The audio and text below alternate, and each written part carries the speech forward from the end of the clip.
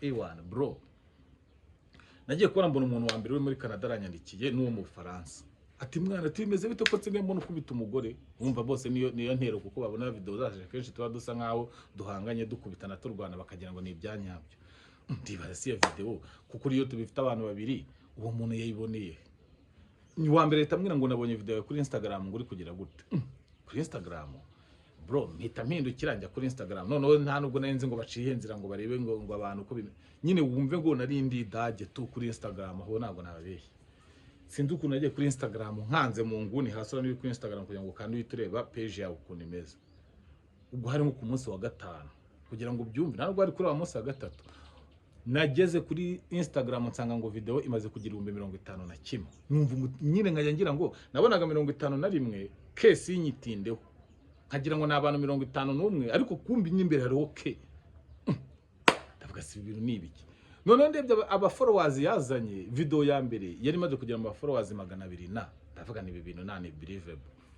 Instagram ngize abantu 51. None nkajya checkinga, urumva kuko nabwiye ngo narinkinze YouTube yanjye munsi ya bio ya Instagram. Nkahita nkanda kuri YouTube kugira ngo itinjyana kuri YouTube nyirizina ndibe views dufiteho. Ndebe niba koko n'abantu bahita bakanda kuri YouTube aho ngaho munsi ya bio ngo yita bagenda birabe video yose. Wapi nkasanga ndacyafiteho za views ebyiri. Noneho nkibaza fenomene ni gute umuntu areba ka video nyine kakamwattractinga kagakunda, ariko ntagire tentation yo gukanda kuri YouTube ya link ngagenda ko kare ako ka video kose nyine ashira amatsiko avuga ati nabonye full video. Yes, reka mbakire, reka mbasuhuze, reka mbabwire ngo reka ngo mbabwire ngo mbifurije umwaka mushya muhire, ariko nge ntabwo ndi bwongereho ngo w'amata n'ubuki kuko sigaye narabonye hari abantu bazanye akantu k'agatino ngo iyo wifurije ngo umuntu ngo umwaka mushya ngo w'amata n'ubuki ngo ujye uhita umwohereza ayo mata ngo umwohereze n'ubwo buki, banashyiraho n'ibiciro. Urumva ko ari ibintu byafashe indi ntera, ariko ngewe mbifurije umwaka mwiza. Impamvu inteye kuba ndahanga aka kanya wenda nuko ndi jyenyine, ariko wenda nibeza gushoboka na Dudu muri buze kumubona njahanganje kubashimira kugira ngo ntazabyibagirwa cyangwa se bitazancamo umwaka ukarangira bitabaye. Urabizi uyu mwaka ugiye kurangira, ubundi iyo bibaye byiza urahiga kugira ngo winje no mu wundi mwaka ufite ufite nyine izindi ngamba zidasanzwe. Nge rero kimwe mu bintu nje kubashimira, ndabaganiriza ku rugendo rw'ibintu bimwe na bimwe byacu kugira ngo mujye munabimenya mana, tujye tubasangiza n'ibintu wenda mutazajya muvuga ngo kubera ikinga ibintu ngo bimeze gutya na gutya cyangwa bikiri ku rwego runuru nguru. Twe tubabwire motivation bidutera, tubabwire n'impamvu tuba tugifite impamvu zo gukomeza gukora. Ariko by'umwihariko nk'uko nari ntangiye mvuga nje kubashimira mbabwira ngo muhanze daboro mugire umwaka mwiza. Twebwe tugiye kuza uyu munsi ni ku itariki 17 16 I think, ariko ejo nibwo twujuje amezi 2 dutangiye gukora content bro. Nibwo twujuje amezi angahe 2, mutazanagira ngo tumaze imyaka myinshi cyangwa se tumaze igihe kinini dukora. Nibwo twujuje amezi 2 kandi twatangiye channel cyangwa se YouTube channel from the scratch, zero subscribe. Reka mbabwire urugendo mbasangize n'ibintu byatubayeho kugira ngo mwumve ukuntu burya gukora content ari ikintu kivuna mana. Hari abantu njya mbona ama comment nabyo ndibuze kubigarukaho, ariko reka mbabwire nk'ukuntu bino bintu babyarabanje kugura umuntu no kumuvuna. Njewe mu by'ukuri nsanzwe nkora ibintu bya YouTube, ni ibintu menyere cyane, ariko Dudu we ntago ari ubwa mbere. Ni ubwa mbere yarabikunze cyangwa se n'ubwa mbere we yaragiye kubyinjiramo, ariko akaba ari umuntu wabikundaga kuva mbere. Yahoraga arampushinga kuvuga ngo tuzashake content dukora, dushake content dukora. Kera kabaye ndavuga ndako se nkora mbuza umuntu gukora ibintu akunda, nkamusunikira cyane mu gushaka akazi ngo jya gushaka akazi, kandi we yambwiye ko ari ibintu akunda kandi ashoboye. Buryo umuntu akwenga akunda ikintu bibaye byiza uramushyigikira atungure ko ibyo bintu koko yabasha kubishobora. Dufata umwanzuro nge nafite YouTube channel n'ubundi mfite n'izindi ku ruhande nkoresha. Ku bantu babizi cyangwa se bajya bakurikira imbuga nkoranyambaga ndabizi ntiyabara abagiye babona amavideo bamwe namwe.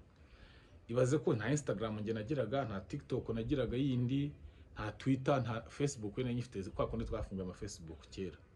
Noneho tuhita tugira igitekerezo cyo kuvuga ngo reka dufungure YouTube channel hanyuma dukoreshe na za mbuga zindi zose. Ngewe mu bintu ntababeshye pe 100%, ikintu cyitwa Instagram cyari cyarananiye burundu kuva nakwinjira muri kariyeri gukora ibi bintu byari byarananiye pe, kuko nakoreshaga nkakubita n'ukwezi ntarabona n'umufollowers umwe shageza ndavuga ni ngeze ndwana na YouTube nayo nubwo itanyoroheye ariko bya Instagram no ndabiretse mbivuyemo. Ubwo rero reka twicare turaganira turavuga arangije ngeze igitekerezo avuga ati se nta kuntu twagura ka YouTube channel wenda gafite nk'abasabu wenda nk'igihumbi cyangwa 1200 nyine kari monetize kwa tuhite dutangira. Mu by'ukuri ku gitekerezo cye ntabwo ari kibi ku muntu wifuza gukora content abana agira na motivation yo kubona ko wenda no kwinjiza n'amafaranga. Ariko ndicara ndavuga nti buri hari ikintu kimwe abantu benshi dukunda guhunga. Abenshi iyo mushaka kwinjira kuri YouTube cyangwa se abantu bashaka kwinjira kuza gukoresha YouTube bakunze kwita birukanyana mu kugura channel kugira ngo abe atangirane nyine base, atangirane imbaraga runaka zimusunikira gushaka n'abandi. Biranashoboka ko n'igihe kuko nabikora bigahita binaguhira na YouTube ikaguha ama recommendation ibintu bikagenda. Ariko hari abandi bantu bagira umutima ukomeye kandi iyo bibahira rimwe ahita agenda. Kugira umutima ukomeye wo gutangira YouTube channel from the scratch, from zero, nta kintu nyine ukayifungura kuri email gusa ugatangira kwa uploading. Nge rero nk'umuntu umenyere gukoresha YouTube cyangwa usanga ukoresha YouTube mu mafilime n'ibindi byinshi n'ibiganiro nagiye nkora, ndabizi ko gutangira YouTube ni urugendo ruvuna ariko n'urugendo rutanga result nziza mu gihe runaka. Mbega nyine iyo maze gufatisha cyangwa se hari urwego rwiza utangiye kugeraho. We rero ntiyarabizi. Urumva nk'umuntu umenyeye gukoresha social media yirebera ama YouTube n'iki n'abandi bakora ama content runaka ababona ukuntu bakubitaho bakarara bafite nk'igihumbi cyangwa se bakarara bafite 10,000 cyangwa se amasaha 10 ngafite 40,000 wakahita yumva nawe nakora content cyangwa se nashyiraho content runaka nawe yakereye nawe azahita arebwa muri iyo sanse. No, ibyo bintu ku bantu bakoresha YouTube murabizi ntabwo bijya bishoboka tu. Abantu bishobokera ni nk'umwe kwijana kuba yatangira YouTube uyu munsi agahita afatisha. Ibyo bintu mperuka kubibona kuri ba DJ Brian bafungura channel nta n'iminsi menya n'ibiri byashize bahita bamonetize. Abo bantu nibo mperuka mundi abandi bose murastragoringa. Ndangije ndavuga ni rero kuko uyu muntu agiye kwinjira mu bintu akunda, ndumva bibaye byiza namufasha kubaka fan base ye agahera ku musabu rimwe wa mbere umwe akagenda babona 2 3 kugeza igihe azuzuza abasabi 1000 basabwa kugira ngo abone monetization n'amasaha 4,000. Ariko ngewe muri nge nari mbizi ko ari urugendo ruvunanye ariko we ntabwo nagomba kwita mbimuga ko wenda rigiye kwita cika intege akavuga ati sha niba ari uko bigenda sinzabikora. Ariko mwibiri banga ndabubwira nti ibi bintu tugiye gukora nibura tubizadutwara nk'amezi 6 tukiri gusavinga. Nibura nyuma y'amezi 6 dushobora kuba tumaze kubona umusaruro ufatika and then none tugatangira nibura kuba twakorera amafaranga. Mu muntu z'ubwenge amezi 6 ahita yumva ariko bujya gusunika amezi 6 uri gukora usa nk'uri guhasoringa biravuna bro. Bisaba ngo ufite izindi backup z'ukuntu bayeho mu buzima kugira ngo nyine ukomeze ukore gukora bizari igihe ubikora ubishoramo n'amafaranga cyane n'izindi mbaraga wagera ngo ukabona ubushobozi busanzwe nyine bwo kugira ngo no mu buzima busanzweho bikakunanira ukabihagarika. Ariko nge narinzi impamvu ki igomba gutuma tugomba gukomeza tugakora. Mu by'ukuri we ibyo yashakaga byari prank, ariko prank turi gukora zifite purpose. Twarabibabwiye hari ikiganiro abashaka kukireba bagenda bakirebe nubwo ifite purpose runaka dukora, ariko yambwiraga ko tuyisangiza no kuba twasohoka no mu rugo tugakorera n'ahandi. Ariko kubwanjye nkabona mu rugo gusohoka ukajya gukora n'ahandi bisaba dépense, bisaba izindi mbaraga z'amafaranga kuko hari igihe mugiye gukorera ikintu kibusabe ko mushora. Kandi nibuka neza ngo turi kubaka ntabwo dufite icyo kintu turi kugishoramo ngo kite kigarura amafaranga. Okay, ndamwaneka tubone dukore za zindi zitishyuza zidashora amafaranga. Ikindi kintu nshaka kubabwira mbere yuko nkomeza, YouTube yonyine ubwayo YouTube yingi yibona dukorera. Iyo ugira umu content creator mushyashya mu criterias ya igenderaho irakubwira ngo iga gukora content ifite zero budget. Kuko iyo bakubwiye ngo iga gukora content ifite zero budget ni nko kukubwira ngo kugira utazacika intege ngo hari ibintu ushora buri munsi ntibigarure bigatuma uhagarika gukora. Iga gukora bya bintu wumva ukunze, ya content wumva ukunze itazi gutwara izindi mbaraga, igusaba kuba ari wowe gusa uri kwiyangaje. Kuko icyo gihe niyo bitagenda ku rwego ushaka urakomeza ugapushinga uvuga ati n'ubundi bizemera. Ariko uzareba abantu benshi gituma ama YouTube cana bananira. Abenshi mubona ama YouTube yagiye ahagarara. Agitangira YouTube atangira shora, atangira mbega za nk'umuntu uvuga ngo ngiye gukora ibi bintu ngiye kubishora amafaranga. Noneho kwa kuntu ari gushyiramo imbaraga z'amafaranga ntago YouTube wayinjiraho ngo kubita ameza urugishoramo amafaranga. Wowe ubona nta update. Niyo wabaraguze channel iratuvuga ifite 1000 mbega iri monetize. ukajya ukora ibintu mu kwezi ugasanga nta n'amadolari 6 byikwinjirije, kandi wowe waraba amafaranga umaze gushora ugasanga agira nko 300. tutabeshanyije wakomeza ugakora wowe. Uguze umuntu ugira umutima wo gukomeza agakora amaze gushora 300 kwezi afite amadolari 6 muri monozayi cyangwa amayero. Nukwanga benshi ahita acika intege akavuga ati ibintu ni scam. Ahantu nshora amafaranga na gutya nta nubwo ndanagaruza na kimwe cya kabiri. Ariko YouTube ikakubwira ngo irinde gukora ibintu ubishoremo amafaranga ugitangira kuko biravuna. Biba bimeze nk'urugendo utangiye uri wenyine. Okay, ngaruke kuri kwanuza nandi kubabwira rero. So dutangira rero gutyo YouTube channel. Ndavuga ni wowe reka tuyitangire twihameze 6 kuko nge nari nzi urugamba tugiye kurwana ko rugoye pe. None reka mbahe aka experience gakomeye. Video ya mbere twakoze, namwe mujye munyumvira ukuntu uri umuntu ugira mu mutwe horoshye cyangwa se utabasha kwihanganira ibintu wahita ubivamo. Video ya mbere twakoze twarayikoze turayiri nyine tuyikorera mu nzira no kuri Instagram ikaba no kuri YouTube n'ahandi hose. Iyo video mvu ukuntu ibintu biguchallenge ukumva arababaye ko sometime nubwo uri gutangira ariko ukumva nta yandi mahitamo nyine gukora yiyemeje. Twakoze video ndayieditinga kuko ninjye w'umudirect ninjye nyine ubakereye ibintu nkuko naba hari ibyakereya ni nanjye ubyeditinga kuko ngiye nkoreye ibintu bya editing n'ibikine byose n'ama video ndabyeditingira nkora thumbnail nziza byatane nyine nka video ya mbere nyekubitaho kuri YouTube 0 subscribers mu byibuke dutangiye bundi bushya ewana. Iyo video ishobora kuba yaramaze nk'iminsi nk'itatu ifite views 2 kandi izo views 2 ni yanjye nawe na Dudu ko turi babiri dukinana. Bya bindi byanyu mudubeshya mukadufera ngo muradukunda none ukaba ufite kwa kuntu ufite ngo abantu wenda ngo sharinga ngo bo kuri za WhatsApp zawe urumva ukabaza ngo uwo muntu akanakwandikira indi box we ngo nabanye ngo mukinene byiza reka da mubeshya. Iyo umuntu agitangira muramufera benshi si mwese ariko abenshi muramufera mukamubeshya ko muri kumwe nawe cyase muri kumwe mwereka, ariko twebwe iyo tugiye muri analytics za YouTube ikwereka abantu bakurebye ukamenya ngo baturutse. Video ya mbere n'uri twarikuze dusanga dufite abantu aba babiri mu minsi igera muri 3. Ubwo urumva source y'aho abantu babiri baturutse deja twe turahazi, sinangomba kujya muri analytics ngo urabaza ngo zaturutse, twe turahaza aho zavuye urumva. None aga challenges kabaye muri nayo ngiye kubabwira. Iyo video sigize views 2 mu minsi 3 sizanze kuvaho.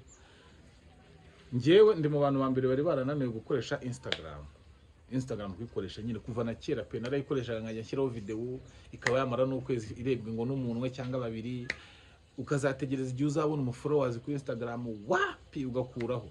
Ngiye ngeze aho ngiving up ndavuga ati ngiye ntabwo nzakoresha platform itaginya avantage ngo inyereke ngo sometime byakunda Instagram nyivaho. Ariko aho dutangiriye iyo content mfungura Instagram yayo ndavuga ati reka mfungure Instagram yayo ngiye nyikoresha. Ya video rundi kubabwira yagize abantu babiri mu minsi 3. Mumve neza ukuntu hari ukuntu uburira hano ariko ukabonera handi cyangwa se ngita wenda nka avantage wenda uburi kubone kwereka ngo nubwo bitari kugenda neza ariko birashoboka kuko nahandi byemeye. Ya video mu ya minsi 2 agace nashyize kuri Instagram gatoya nkana kalinkinga ko wayisanga kuri YouTube. Urumva ngiyewe nafashe na link ya YouTube nyishyira kuri Instagram munsi ya bio. Iyo uri kuri iyo Instagram birakorohera ko ushaka kubona ka video wakumvuga kunze ukahita ukanda kuri YouTube munsi ya bio ikahita kujyana kuri YouTube nyirizina ukara video yose. Sinshyize agace ka ya video y'abantu babiri yandi ifite abantu babiri mu minsi 3 ni izina ry'Imana mu ijuru. Noneho muri ya minsi 3 ngiye ndi kubabwira twari dufite views 2 ho kuri Instagram ari maze kugera nk'ibihumbi 15 by'abantu bayirebye. Video ya mbere nta nubwo ari video ya kabiri, ni video ya mbere nshyize kuri Instagram nshyashya nkuko na YouTube ari nshyashya. Ubwo numvaga nyine niba nahiye kuri YouTube ubwo no kuri Instagram nahiye. Nta nubwo nirwaga nanabitinda numva ko ubwo naho nahiye. Kubera iki Instagram kuko nabwiye ko yari yarananiye kuva na kera sinigeze nasubira ngo njye gucekinga ndebe ko video nashyire kuri Instagram byemeye. Abantu none bakoresha Twitter ho ni urundi rwego. Twitter ushobora no gukubitaho na video 300 ukazarinda zose uzishyiraho ukazasanga nta n'abantu babiri bazirebye. Ubwo ngiye ko nagiye mbisobanukiwe nashyiragaho gusa nkabyihorera. Ewana bro, nagiye kubona mbona umuntu wa mbere we muri Canada aranyandikiye n'uwo mu Faransa ati mwana timeze bite ko nsigaye mbona ukubita umugore. Umva bose niyo ntero kuko babona video zaje kenshi tuba dusa nkaho duhanganye dukubitana turwana bakagira ngo ni ibyanyabyo. Ndibaza si video kuko iyo tubifite abantu babiri uwo muntu yayiboneye. Ni wa mbere tamwira ngo nabonye video kuri Instagram ngo uri kugira gute kuri Instagram bro mpita mpindukira njya kuri Instagram noneho nta nubwo narinzi ngo baciye inzira ngo barebe ngo abantu uko nyine wumve ngo nari ndi dage tu kuri Instagram aho ntabwo nababeshye sinzi ukuntu nagiye kuri Instagram nkanze mu nguni hasura n'uri kuri Instagram kugira ngo kandi witureba page yawe ukuntu imeze ubwo hari nko ku munsi wa gatanu kugira ngo byumve ntabwo ari kuri wa munsi wa gatatu nageze kuri Instagram nsanga ngo video imaze kugira 51 numva nyine nkajya ngira ngo nabonaga 51 kesi y'inyitindeho nkagira ngo nabantu 51 ariko kumbi nyimbere hariho ke ndavuga si ibintu nibiki none ndebye aba followers yazanye video ya mbere yari maze kugira ama followers 200 na ndavuga ni ibintu nane believable Instagram ngizeho abantu 51 none nkajya checkinga urumva kuko nabwiye ngo narinkinze YouTube yanjye munsi ya bio ya Instagram nkahita nkanda kuri YouTube kugira ngo itinjyana kuri YouTube nyirizina ndibe views dufiteho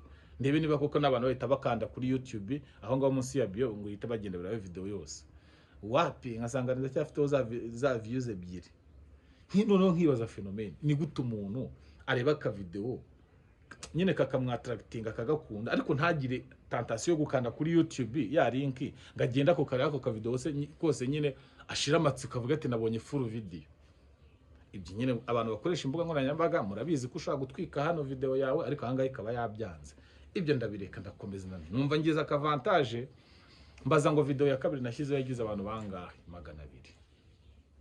200 ntabwo ari bake ya rapport nk'umuntu wari uzi ukuntu Instagram imugora ariko urumva deja iyi sinyereka ngo cyagiye twirukitse ariko ubu ngubu twasubiye inyuma ndabyihorera turakomeza turakora kuri YouTube dukubitaho umunsi ugashira hariho views 5 enye batangira kugenda baza ubwo ari ukuntu wenda ubukunda gusharinga umuntu kuri WhatsApp yagira ngo akifuza kumenya ibyo bintu musharinga wenda agakoraho ubwo niho handi views zibe 5 cyangwa zibenye gutyo turakomeza ariko nge nkaba mbizi ko mwenye cano bigoye nyine biriho biramugora mwana kwibaza ukuntu akora ibintu yavunitse kandi akabona abandi bakora ibintu nk'ibyo akora cyangwa se anarusha no gutegura neza bo bafite 40 mu masaha cyangwa mu munsi still wora cyafite views 2 cyangwa 3 ngenda komeza ndapushinga ariko kimwe mu bintu byagiye binyereka ko bizakunda ya video ya mbere nahereho nabwo ngo yafite 51 nubundi yakomeje kugenda izamuka noneho mumbaze ngo ubu twujuje amezi 2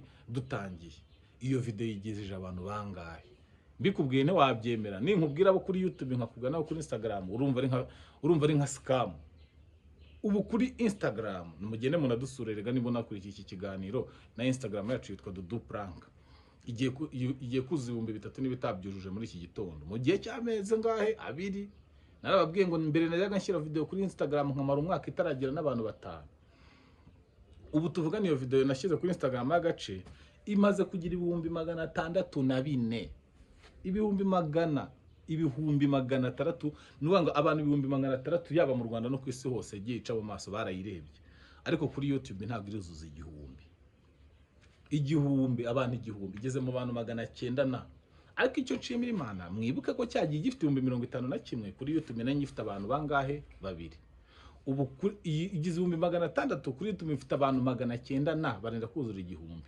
urumva ntabwo ndi wo kugaya ndi wo kwishima kuko nabo 900 sinzi aho baturutse gusa mpamya kwenda mu bijyanye na recommendation ya YouTube iba yaragiye ibona iyo video kuno agace kayo ga trending mu yandi ma social media nayo ikayikora ka recommendation ikazamuka ariko mu byukuri igihe cy'amezi 2 urugendo dunyuzemo narabwiye ngo twatangire ku musabu umwe ubu dufite abasabu 454 bro abo bantu ni benshi wabyanga wabyemera nibona kuri iki kiganiro urakore subscribe Imana iguha umugisha nciye bugufi ndavuze Imana iguha umugisha abantu 400 ubatumiye ahangahe iwanjye mu rugo kavuga ngo bagiye kuza ahangaha mbakire mbashimire ko bakore subscribe ntabwo nabona icyo mbaha ariko mu isi ya social media muri iyi minsi iyo umuntu abonye ngo ufite YouTube ngo y'abantu 400 aravuga ngo ngo kaka YouTube kayo kakiri gatoya ukagira ngo iyo mibare sa abantu bayikozeho wagira ngo ni nk'ibintu nyine baba baraje bakaguterekera hoya ngenda bashimira abantu 450 nabone tumaze kugira mu mezi 2 n'abantu benshi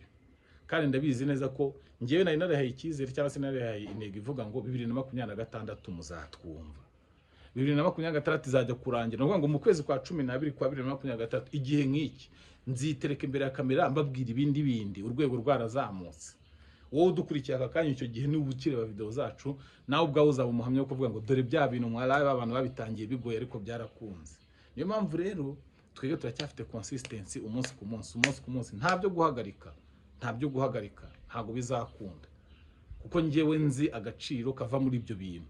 Ubu aka kanya biracyari hasi, ariko hari igihe tuzadukora video ikagira 10,000 mu munsi umwe, ikinjiza abasabu 400, mu gihe aka kanya maze gukora video zigera muri 60 ntabwo nduzuza abasabu 500.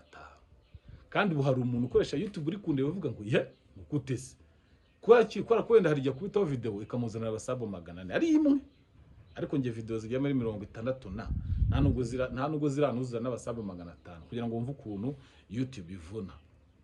Hari abantu benshi hano muri industry nababwira amazina yabo mukumirwa, bananiwe YouTube kandi ari abastar, batwika ku zindi mbuga nkoranyambaga ahantu hose za TikTok, bararenza Instagram, ariko kuri YouTube nicira birarura, barahageze biranga bro,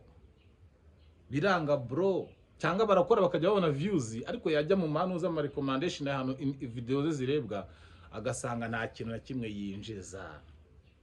Akandi kantu kibanga rero ngiye kubabwira ku bantu umudukurikira cyangwa se ku bantu mushaka gukoresha YouTube, si ubwa mbere dushobora kuba ugiye kubyumva, ariko reka mbikubwire kugira ngo ubyumve, mbabwire ukuntu ibintu dukoresha birimo scam nanone mu buryo bumwe cyangwa ubundi. Urabona YouTube video ukora wowe cyangwa se ngewe, reka nivuge kuko ari ngiye muri kureba, hari abantu bajya bibeshya ko kugira views nyinshi kuri YouTube egare kwinjiza amafaranga. Na icyo ni igihuha kibeshya. Kuba ufite views nyinshi kuri YouTube ntabwo ari byose ubona ko yinjiza amafaranga menshi. Reka mbabwire rero kugira ngo mubyumve, niba uri no mu rugendo nawe gushaka gukora YouTube, ejo utazaza wahubutse ukagura n'ama views bikarangira ururashye.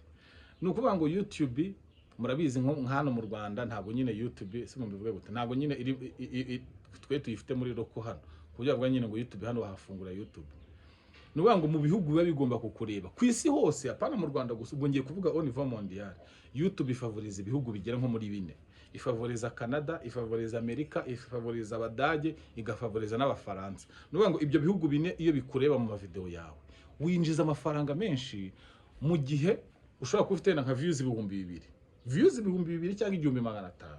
Ibyo bihugu uko ari 4 nkubwiye byakurebye, ushobora kubona amadolari cyangwa ushobora guhembwa amafaranga menshi kurusha wa undi wakoze video ikagira 1,100.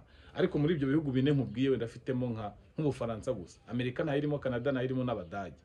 Abo bantu uko ari 3 batarimo afite Abafaransa, niyo yagira 1,100 wowe ukagira 1,500 mu gihe cyo guhembwa amafaranga, wowe murusha umushahara, wowe w'icyatanu w'abantu 1,500 murusha umushahara.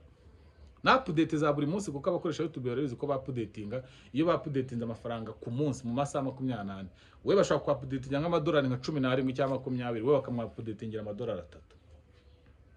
Kubera iki? Yagerebwa n'ibindi ngo za Hongiriya, ngo za Tanzania, ngo za Kenya, ngo za Burundi, arebwa n'abandi benshi, ariko bya bihugu bifavorizwa na YouTube ku rwego rw'isi. Niba bitari kukureba muri dashboard nyine ngo ubibone ko bikureba, nushaka uzashore, nushaka uzakubita ujye ugira 1,100. Cyakoze wenda iyo ukora video ikagira 1,100 bigufasha kwibonera abatera nkunga ku ruhande, kuko bya batera nkunga iyo agiye kuza kugushora amafaranga ngo mwamamarize, acungira kuri views gira, akavuga ati umuntu yagira views nyinshi, aba bantu mu gihe babasha kumureba nanjye bakareba ibikorwa byanjye nkora, reka muceho. Urumva ari abantu batunzwe no kwamamaza, akavuga ati jewe simbona amafaranga ya YouTube menshi kuko narebwa hanze, ariko demo mfite abantu benshi bandeba muri bihugu cyangwa se mu Rwanda, ngiye umushora maraza nshoremo amafaranga.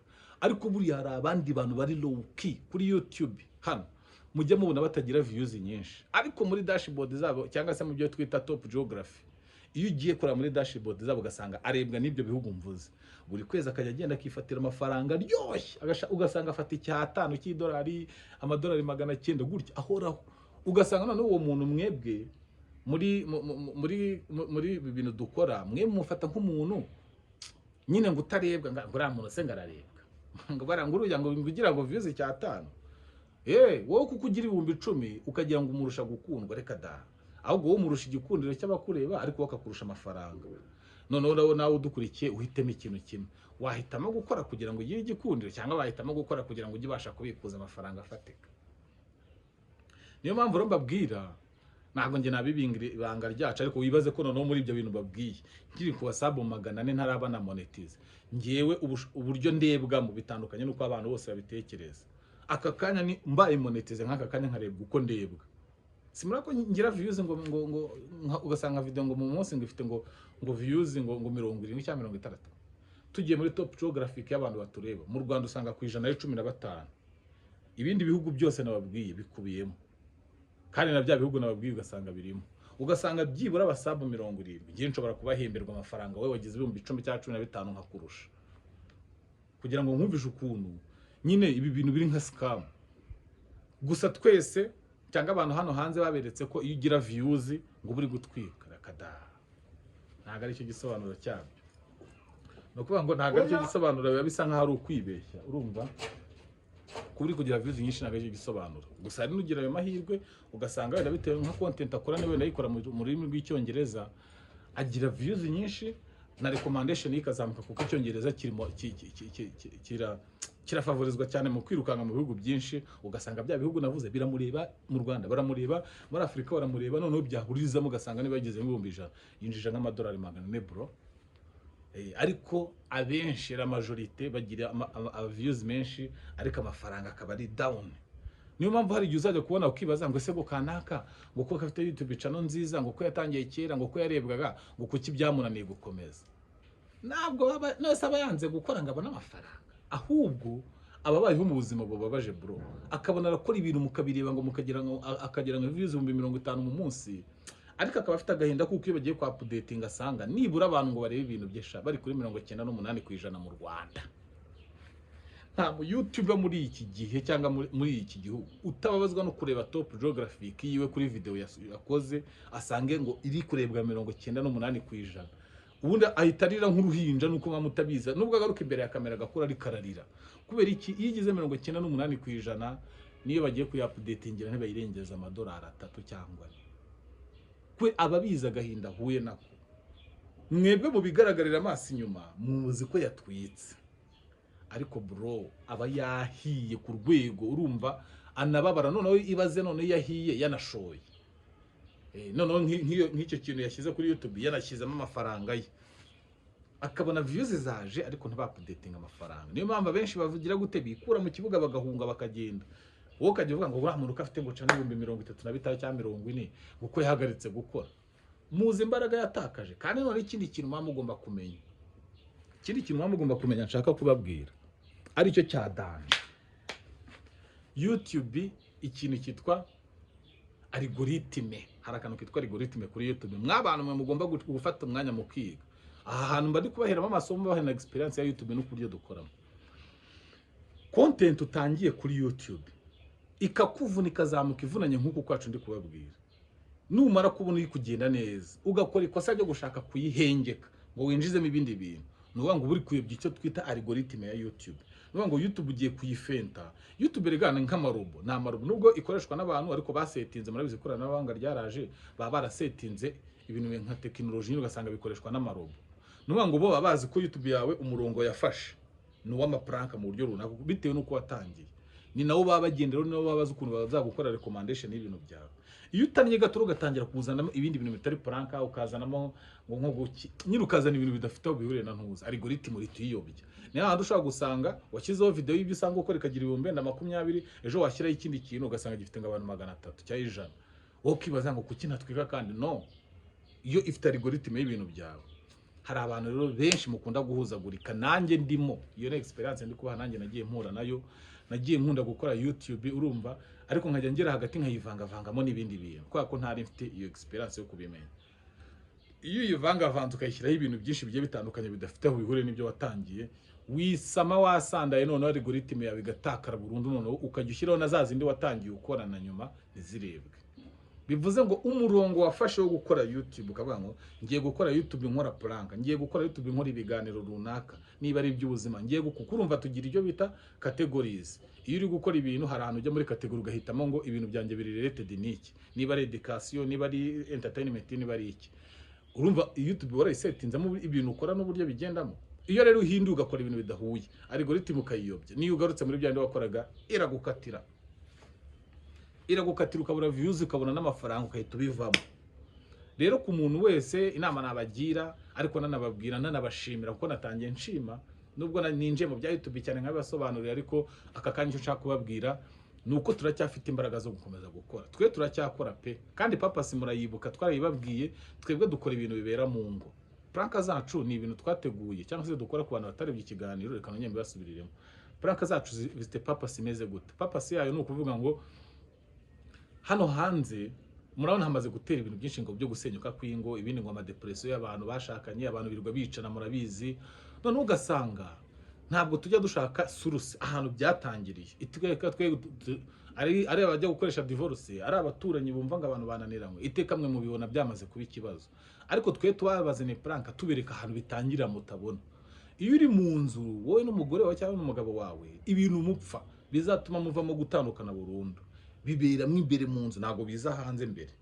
Ahubwo twega abaturanyi cyangwa se leta cyangwa se abashinzwe umutekano mu mudugudu bo baza kubakiranura, mwe mwamaze kubikura mu nzu mukabizana ahantu, uvuga ngo mwashwanye mirengo ubwo mufungura imiryango, none abantu hanze barabimenya. Ariko ubundi byinshi mushwana muri kiri hehe, mukiri imbere mu nzu, sibyo? Bivuze ngo rero twebwe dukora pranka zo mu nzu. Niyo mpamvu akenshi mukunda kubona amavideo yacu yibanda kuba turi muri salo. Ni ukuvuga ngo abantu barabanza bagashwanira muri salo. Kandi none ikintu kibabaje bro, ikintu cya mbere kibabaje mutari muzi, ntabwo urugo rujya rusenywa n'ibintu biri big deal. No, buriya abantu bashakanye bapfa ubusa, bapfa utuntu tw'amafuti. Ukumva nk'umugore umusigiye nk'ibihumbi 3 byo guhaha, arababaye, araraka, yaragututse. Kandi mu by'ukuri izi situation iri gucamo suko ufite miliyoni ngo umusigiye amafaranga makeya, suko nyine bimeze neza ngaba bibona. Ahubwo hari abigiza nkana. Sinkweyo ko ari abamenya situation bakiga kubana n'abagabo babo cyangwa n'abagore babo, bakavuga ati ubwo niko bimeze tuyahahisha uko. Ariko hari abandi bavuga ngo ubuse 3,000 ngusigiye ngo ndabikoresha iki? First of all wabanje umenya ko umugabo wawe koko n'ibyo 3 wenda yanabigujije. None ugasanga niba ari abantu batahisha babasha kumvikana ku 3,000 ngo bamenye ko ari amafaranga bafite, bagiye kubitonganiramo babishwaniremo, birangire babishwaniyemo batandukane. None abandi bazanarwanira mu nzu bapfuye ibyo 3,000 musigiye, nimwumva mwe bari kumena amateleviziyo n'intebe bafungura imiryango, none baze hanze mwe mwibaze abantu bapfuye iki? Kumbi bo bahereye ku tuntu tw'amafuti. Rero pranka zacu zishingiye nyine kuri bya bintu mwebwe mutajya mubona. Ese umugabo n'umugore barwanira mu nzu byanyabye se barabibaho? Kuko mujya mubona nkubita cyangwa mukabona dushwana nkana mubwira amagambo mabi. Biratuba turi gukina ntimukagira ngo ni pranka gusa. No, hari abantu baba muri ubwo buzima. N'ubu hari umuntu ukurikiye video zacu aho zikurikira, we abizi neza ko ahora ashwana n'umugabo cyangwa n'umugore bapfa ibintu nk'ibyo. Urumva? Ariko nyine kugira ngo umuntu abashe kubibirivinga, abibemo, abashe kuvuga ngo nyine abashe kwihuza nabyo, ni ibintu biba bigoye bya hatari. So ubwo rero ku bantu mwifuza n'izindi nama nzabona muri comment mugende mubimbwira. Ikiganiro cyarakagaruka, nza gukubita na part 2 y'ibintu bigiye bitandukanye kuri ibi ngibi. Ciao ciao.